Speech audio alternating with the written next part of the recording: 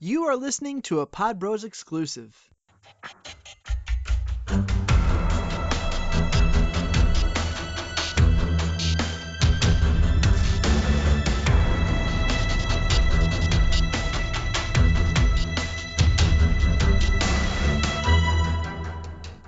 All right, we are live. As always, I'm your host, Brandon Hammonds. Pretty excited about today's guest, Todd Pringnitz from Wicked Tree Gear and White Knuckle Productions.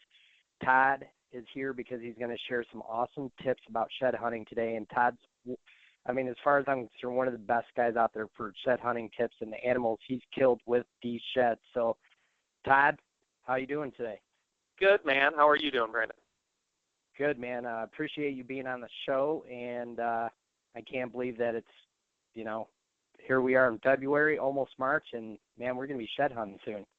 Oh, dude, it's been, I've been living the bow hunter's dream lately because we've had just the perfect weather to finally get out and do some shed hunting, and now we've got another big storm that rolled in. So I've already found 4 this year, but most we're still carrying up until the last time I checked my trail cameras about a week ago. So talk about one excited guy in Iowa with it being 10 below zero right now and a bunch of snow on the ground. I got a bunch of standing food all around my property. So I'm pretty excited to get out there and walk here in the next couple weeks. Now, last week, as everybody that listens to the show kind of knows, I had a deer biologist on, Todd, and we talked about why they actually grow antlers, why they shed antlers, and the big conclusion we came to is food or nutrition or lack thereof, and deer just shedding what they don't need. So is that kind of the spot you guys are in Iowa right now? You just had a cold front, and yeah, for sure. I assume food's getting scarce a little bit. And onto that same concept of why deer shed, I think a lot of it has to do with stress as well. If you talk to any cattle farmer or dairy farmer, they will tell you what the cold weather and winds and things like that will do to milk production, just because of the amount of stress that their animals are under. And deer are very, closely related to livestock in some way, shape, or form. So I think stress has a lot to do with it, and stress is caused by a number of different reasons. It could be predation annoyance. It can be just cold weather, a lot of snow on the ground where food's not available. There's a lot of different factors, deer hunting pressure as well.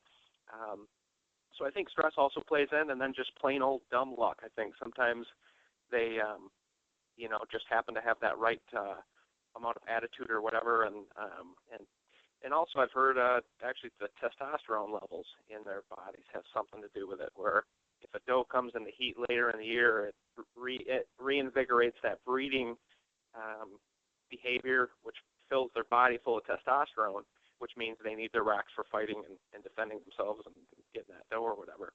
So I've also heard that has something to do with it. But heck, I don't know, man. You talk to any deer hunter about it, and they have a different opinion, which makes it awesome. It's so true. We all do have our own premise and ideas for everything a deer does, which makes for fantastic conversation. That's what we're doing today, basically. But, Todd, let's back up just a little bit. I want to talk about just Todd Pringnitz for a minute and your place in Iowa. And you have a recorded history of sheds from so many years before you actually get to harvest these deer. So let's start with that a little bit, Todd. How do you kind of put that story together, those sheds to the deer you end up harvesting to the day of, and what kind of clues does that give you?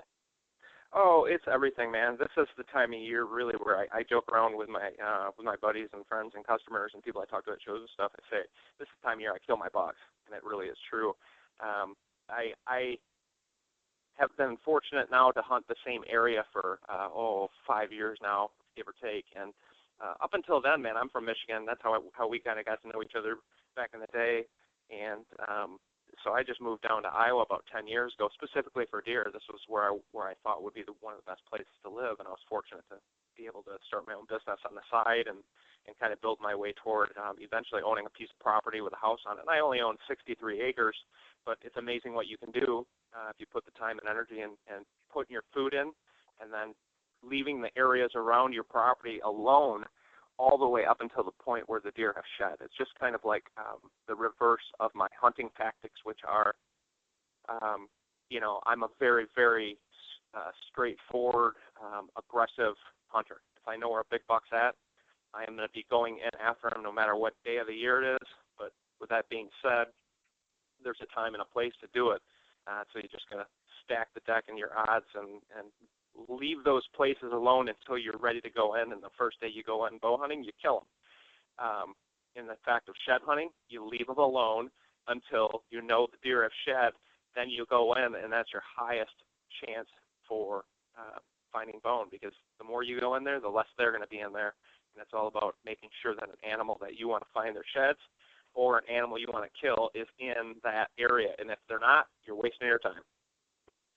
So I guess, Todd, yes, let's say that first sort of thing is like a tip you just said. So are you starting, I kind of want to number this a little bit. So is that sure? Like oh, absolutely.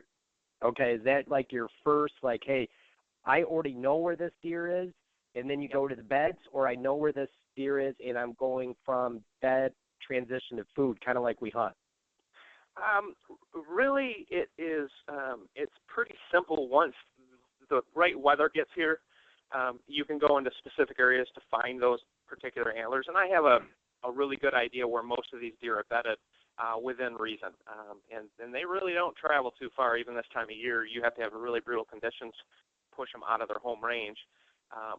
So for shed hunting, man, if you can get food's everything. If you've got standing food, that's where you're going to find higher concentration of deer, which is where you're going to find the most sheds. It's just statistics. Now, with that being said, I also shed hunt a ton, hundreds and hundreds of acres of ground. That is just a mix of timber and farmland and CRP and everything in between. And, there's no secrets to finding sheds. First, you got to have the animals in the area in order to find their antlers. And the second part is you got to put your time in and just grind it out. And it takes me hundreds of hours to find, 20, 30 sheds a year. And I don't find very many more than that, but all the sheds I find are for animals that I'm actually hunting and have been following now for years. So each one is a treasure to me. I mean, I know most of these, anything over 2 or 3 years old, I know them by picture. In most cases, we've filmed them and passed them, year after year. And for example, this year, I was very fortunate to get an opportunity to finally harvest a buck I've been hunting for 5 years now called the Rusty-Nail, and he was an 8-year-old deer this year. And I have his sheds from when he was 3 years old. I have it when he was 4 years old. I have a shed from when he was 6, one when he was 7, and then I finally had an opportunity to kill him this year after all those years of tracking him. And there's just nothing else on earth that moves me more than trying to figure out an individual animal and then putting yourself in a position to kill him when there's, a dozen other bow hunters all around me that are all trying to do the same thing. So it's the ultimate challenge. That is. I think it's really unique. And as your friend, I've always been excited to kind of see, I hate to say this to you, Todd, now, I almost expect it. Like, if you kill a deer and don't have sheds, I'm like, what? This deer must be special. Yep. But yeah, man, it's always been a part of the game, and I never even shed hunted when I lived up in Michigan. I didn't start shed hunting until I came down here, seriously anyway. And now it's become it's one of my favorite things to do in the whole world. And I think the second part of my tactics or tricks that I really use during shed season is scouting. If you can get out with snow on the ground and run through your properties a first time, you can go in and find where your does are bedded, identify doe bedding areas, try to find where bucks are bedded. It's very difficult when you've got beds everywhere or whatever, but you got to find where the deer are bedded, and that's going to give you the best opportunity to see the sign around those bedding areas. And sure enough, you'll start to put these pieces together where, look, there's some doe beds here, and sure enough, right over on this ridge, there's a huge buck rub, a big buck rub line with scrapes and everything else. Well, I'll go figure, why would it be there? Well, because those are bedding there probably in the fall as well.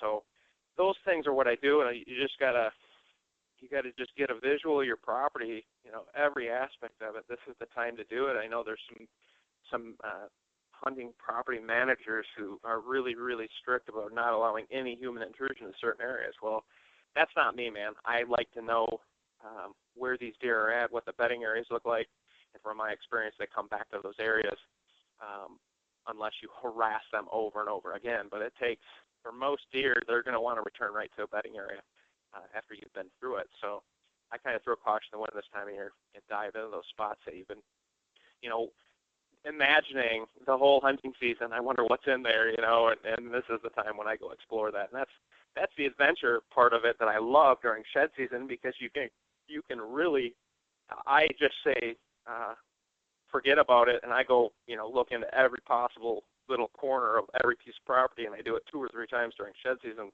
So by the time hunting season comes around, I've already got 15 spots in my mind that I could do run and gun setups, if it would make more sense to do that in areas, which ones I'm going to be able to film with a camera guy out of, which ones I wouldn't be able to film. I'd have to do solo. It's never ending, man. The season never ends. Just another aspect of a new season, and it's just one of those times of year that I just absolutely thrive. I love it.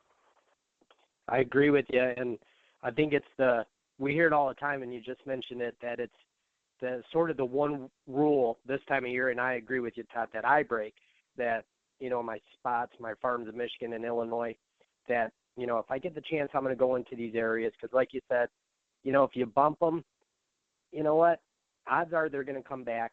They're used, they live out there all the time. I'm not the first critter to come along and bump them. So it's a great tip from Todd to actually, listen to that. Don't be so scared to go in and check these areas, because like you just said about Rusty-Nail, you had how many? About 5 sheds from him, Todd? Yeah, yep. I have 5 of his sheds, and even cooler than that, we were able to actually pass him on camera for years. 3, 4, 5, 6, all the way up through until he was 7. That's when I had I really wanted to get a crack at him, and I just wasn't able to do it. But yeah, and go figure. We're talking about bumping deer. We actually blew that deer right out of his bedding area about 5 days before I killed him. We had hunted from a different stand, and long story short, he busted us trying to call him because he was leaving the area, so I had to. And so, we got busted by him. He snorted and blew out of there like a rhino.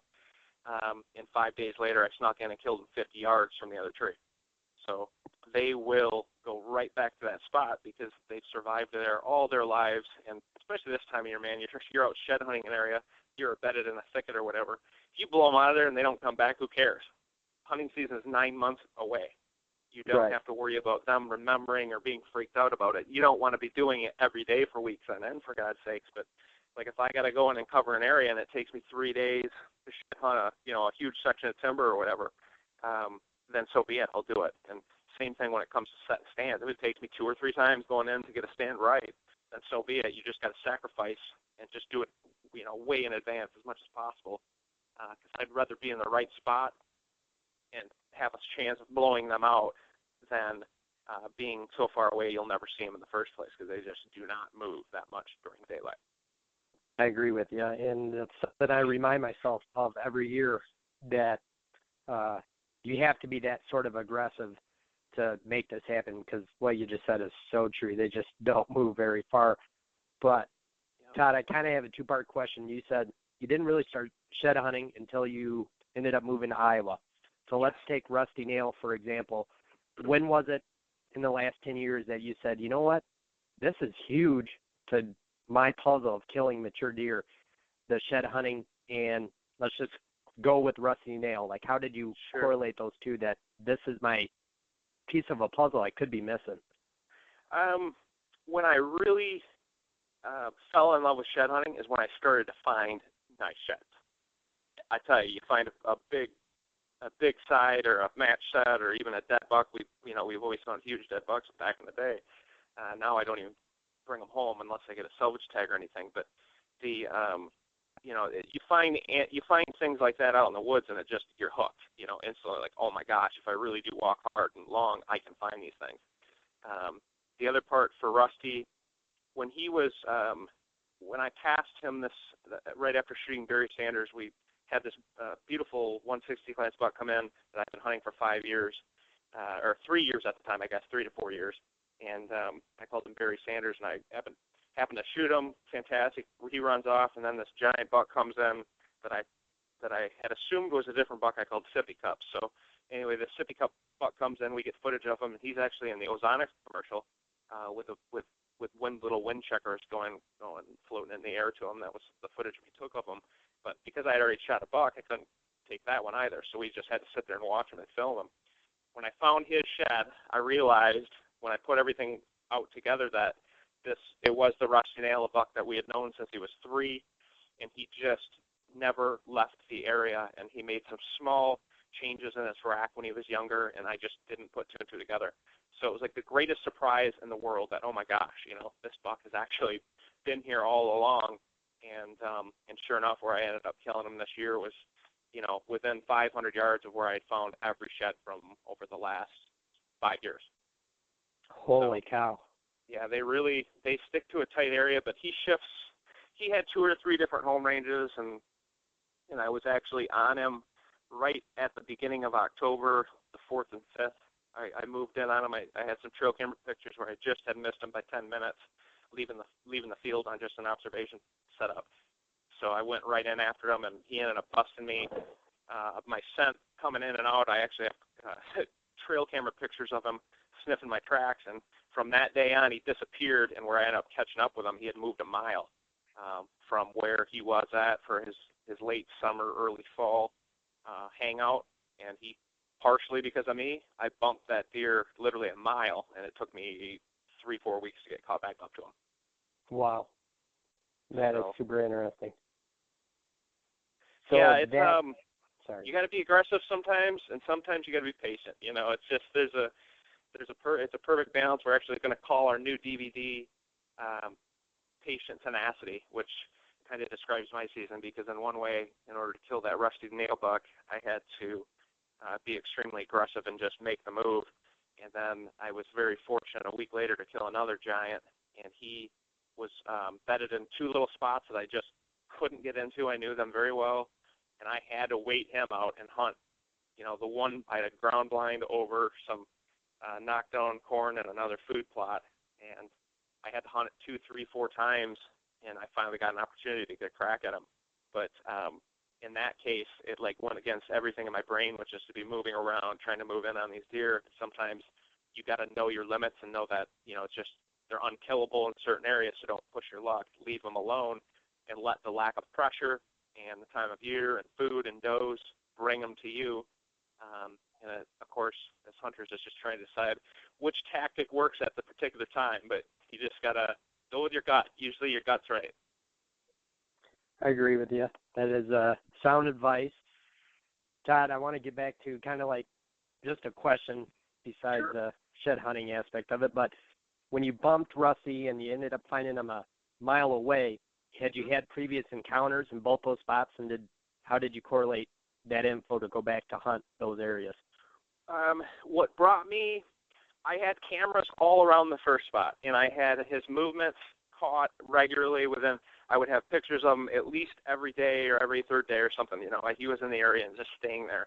And then he just disappeared. So I stopped hunting those areas, because over the years, sometimes you just get in a routine where you're like, well, I saw him here once, so I'm going to hunt this for 100 days straight.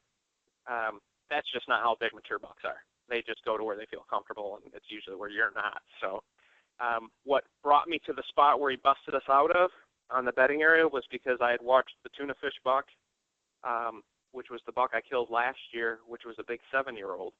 I watched him come out of that bedding area and feel extremely comfortable, and that's why we were there, is because in the back of my mind I thought, well, I killed tuna last year. He's no longer in this area. I would imagine another mature buck is probably doing something similar or exactly the same thing that tuna was in that area, because these big mature bucks hang out in areas they just have everything going for them, from the winds, the visual. You just can't get to them. So we had to walk 300, 400 yards through the middle of some unbelievable timber to get into the stand, but I knew it was the spot we had to go into. And sure enough, Rusty was bedded 70 yards from us for 2 hours that afternoon, right in front of us. But he just, 70 yards upwind of us, so he didn't have the wind. We did, which was bad in that situation, and resulted in me having to call at him to try to get him to come in, and he ended up busting us. Gotcha. That's so very it happens, man. It happens. Well, I kind of want to segue into the other giant deer you shot and give me just a little brief history of Eric Dickerson and how that went down, how it went down with your sheds, and ended up harvesting him or killing him on that day. Yeah, man. Eric Dickerson's a deer that showed up on my farm 3 years ago when he was 3 years old, and when I first got pictures of him, he was just here for a week during the rut. He was here like from the 29th or 30th of October until the 4th or 5th, and then he was gone. And the next year he was here a little bit longer, and then I ended up getting some pictures of him late into the rut, but he ended up taking off and spending his winter someplace else. Last year, as a 5-year-old, was the first year that he spent the whole season here and stayed during late season. I ended up finding one of his sheds, literally from where I'm talking to you on the phone, 150 yards away from me, right here up by my house. And the reason he was there was because I had the food, we had the right weather, and they were just socked in with, a foot and a half of snow on the ground and just brutal cold temperatures. They've been close to that corn. They don't go too far if they don't have to. So it works out well when you can time it like that. But for Eric was a ghost buck. He just never moved. I've had several encounters with him in a bedding area below one of my major food sources, and we've done everything to try to get in on this deer, including doing running guns. We got set up last year within 70 yards of him while he was bedded there. We had seen him from a previous hunt and literally snuck right in on him, and he just didn't move that night, never got out of his bed till after dark. And so we were setting stands in the middle of the night, going back in at 2 o'clock, 3 o'clock in the morning to be waiting for him in his bedding area. We tried it all, and that buck just never would frickin' move past us. So we worked real hard in the off season, and I just came to the realization I had the food, the does were focused and concentrated, and there was an area of property that just I never went into. I just left it completely on 40 acres I never touched. And I thought, with the way that buck was, he held tight to his bedding areas and never spent any time on his feet during daylight. So I thought the only chance I had was letting him become comfortable in there and never be hunted. And the first time I hunted it was, somewhere around November 15th or 20th or something. And it was late rut. The weather was brutal. And sure enough, he showed up, and I ended up not getting a shot at him that night. But 2 days later, I killed him out of the same blind. And it was just one of those moments where sometimes you're better off not going in. That time of year, the one thing I had going for me was I had a whole huge section of property that had not been hunted, and everything around it had been by other people. So I knew if I could stay out of there and wait, that was the best tactic I could have for that little particular spot, and it ended up working. But, in years past, year after year after year, you try it, and, it doesn't work. But, sometimes you get lucky and sometimes you don't. That's hunting big deer for you. Without a doubt.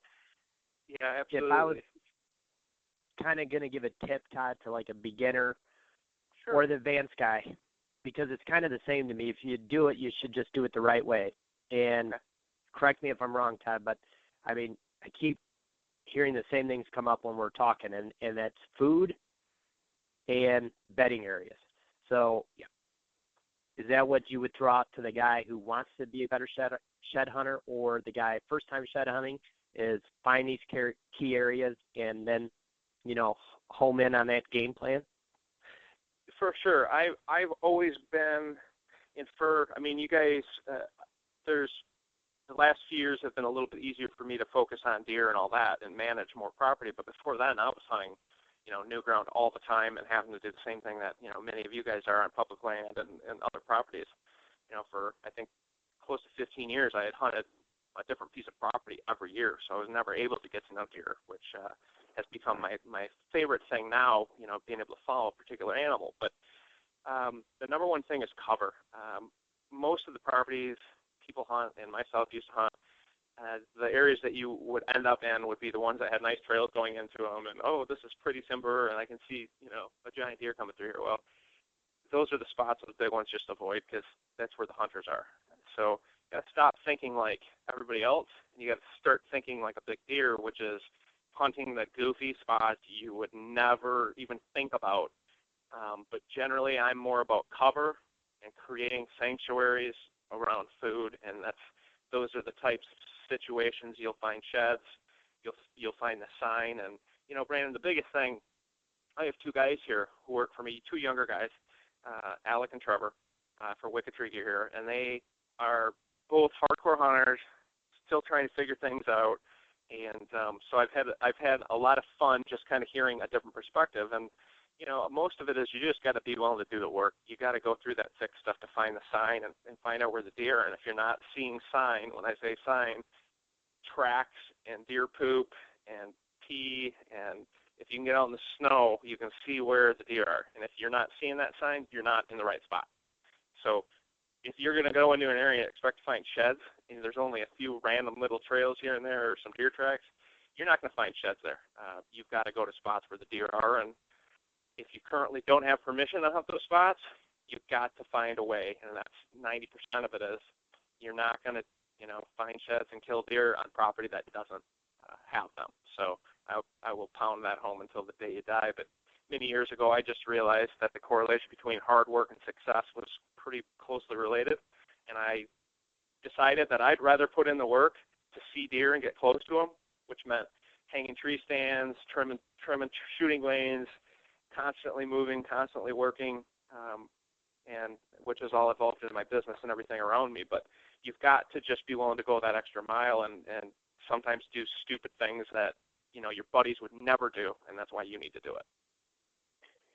It's good advice, and I know that you have a kind of famous little quote that you always say that kind of symbolizes what you just said, and you always say miles for piles. So how true is that, Todd? Yeah, man, there's no replacement for just putting straight in time. I probably average like 3 to 4 hours per shed. I mean, by the time it's all said and done, maybe even worse than that. And years back, oh my Lord, I used to walk dozens of hours without finding anything. But, you start putting all that stuff together, and eventually you start to realize, if I walk in the right areas and don't focus on just walking and on any particular ground, but walk in the right properties, that's the ones you want to put time in it. It makes total sense. Todd, I mean, we've covered a lot. Is there anything else you kind of, want to throw out there that is good advice? And like I said, the last piece of our puzzle, I know everybody gets really, really, I hate commercials and promotion stuff. I really do. I'm an engineer and a designer, and I got into this because I was a whitetail fanatic, and over the years worked with some different people in the industry and developed my own style of hunting along the way, and really started designing products to use that fit the capacity and the performance that we needed, for all this portable hunting.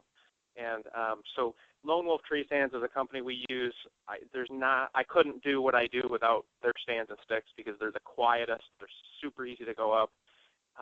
And then I started a company called Wicked Tree Gear a few years ago, 5 years ago now, I guess. And we design hand saws and pole saws and just super quality stuff that doesn't break. I broke so many plastic saws over the years. I started my own company and designed a variety of products to solve the problem of just inferior product, hand saws that break and pole saws that don't cut. So we've got some good quality stuff, American-made products, and we're really, really just focused on the performance end first and foremost. And, these are the tools that I use in the field every day to get the job done. And we've got some really good products out there that we use to help us, and I'd highly encourage anybody out there who kind of wants a no BS approach to whitetail hunting. Check out our website, whiteknuckleproductions.com. You can watch a bunch of free videos on there. We have a web show where we've produced, I think over 100 now unique web shows. We've produced 10 DVDs here over the years, and we're whitetail nuts, and the products we use work. They help us in the field. So if our name is on it, you can rest assured that it's the best of what we've found out there, because we're doing this stuff, living and breathing it every day. So this is stuff we rely on to help us get the job done, and there are some good tools out there. You just got to find them. I know that, Todd, I'll just interrupt real quick, that for guys that didn't hear the episode, if you want an in-depth kind of learning curve on Wicked Tree Gear, go back to episode 27 or 28, forgive me, which number it is, but check out day 1 and day 2 of ATA show, the live coverage. Me and Todd talked for about 5 minutes, and Todd gives some great in-depth detail about Wicked Tree gear and all the, the great stuff, bells and whistles per se, that's on that saw. And, I just wanted to throw that out there for you, Todd, because you gave me some great detail that day. But cool, man. Go ahead, Thank Todd. you, Sorry, I just wanted to, like I said, get that out for everybody. Yeah, and I don't, I try not to push the product stuff so much because what we're talking about is what I'm thinking about right now, which is whitetails and shed hunting, and I'm like standing here looking outside my house right now, just dying to get out and walk again. But I appreciate you having me on the show, and anybody who has any questions or anything, feel free to shoot me an email, todd@wickedtreegear.com, all spelled out, 2 D's in Todd, and I'm always happy to try to help anybody else get on a better piece of property, or anything about whitetail tactics I'm a nut for. I love to help guys out because I am just fortunate to be able to do what I do, and I would love to see other guys be able to do the same thing. Todd, man, thanks so much, and I just want to give everybody your websites one more time. It's wickedtreegear.com or whiteknuckleproductions.com. Todd, thanks again, man. I appreciate it, and we've known each other a long time, and it was really great to actually sit down at probably the most time we've actually got to spend together in 7 years, 35 minutes. Yeah, no kidding, right? I'm not kidding, but thanks so much. And guys, as you know, always check out toddbros.com every Tuesday's latest show, and always we're on Stitcher, iTunes, Facebook, and TuneIn, all of those / Take Aim Outdoors. So, Todd, thanks again, man, and I hope maybe in the fall we'll do it again. Well, thank you, Brandon, and thanks everybody for listening. If you need some motivation, just get out there and start walking. Once you find one, you will get hooked as well. But I wish everybody the best of luck. Be safe out there, and God bless. It's a great way to end the show. Thanks, Todd.